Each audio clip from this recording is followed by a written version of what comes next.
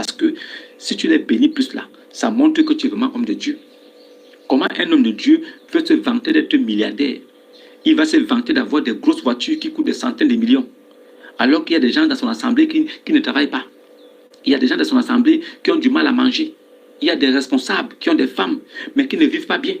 Il est incapable de voir la situation de ces gens-là. Il est incapable de s'asseoir et de recenser tous ceux qui n'ont pas de boulot pour voir comment est-ce qu'avec tous les milliards qu'il a gardés, pouvoir les lancer, pouvoir les permettre d'entreprendre, pouvoir les permettre de devenir indépendants. Non, il est juste homme de Dieu pour devenir milliardaire, pour s'habiller cher, pour avoir des belles voitures, des belles maisons, pour voyager comme il veut. Il est devenu homme de Dieu pour être riche.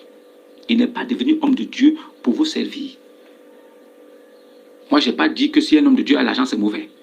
Non. Mais moi, je suis contre ceux qui demandent l'argent parce qu'ils veulent devenir riches. Je suis contre ceux qui commandent des millions pour les prières. Je suis contre ceux qui demandent l'argent pour qu'on prie pour eux. Pasteur, prie pour moi. Écris-moi en inbox. Pasteur, bénis-moi. Écris-moi en inbox.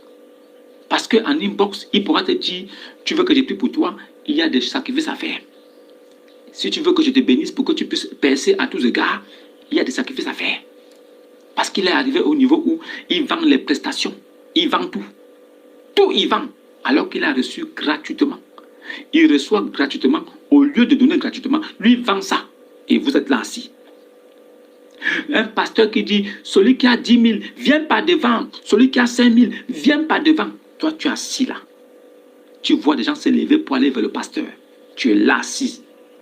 Au lieu de te lever, essuyer tes fesses, prendre la route de la porte et t'en aller, tu es assis là frustré.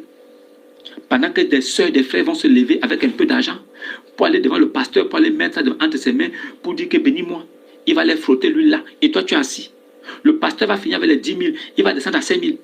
Ceux qui ont 5 000, venez par devant. Tu es toujours assis. Tu t'es levé pour venir à l'église, tu avais peut-être 2 000. Tu as pris le transport 500. Tu as 500 pour rentrer à la maison. Il manque 1000 balles. Les 1000 balles là, c'est pour manger. Tu ne peux pas lui donner ça. Donc tu t'assois là, constipé, tu es là. Pendant qu'il y a la clim, tu transpires. Parce que les autres se lèvent pour aller prendre la bénédiction. Toi, tu es incapable de te lever. Tu ne te lèves pas. Pas parce que tu ne veux pas.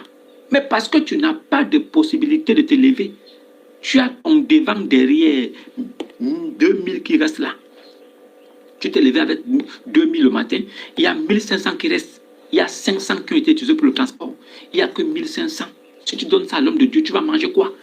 Est-ce que l'homme de Dieu se soucie de ça? Est-ce que l'homme de Dieu s'est mis à la porte le matin pour vous voir arriver, pour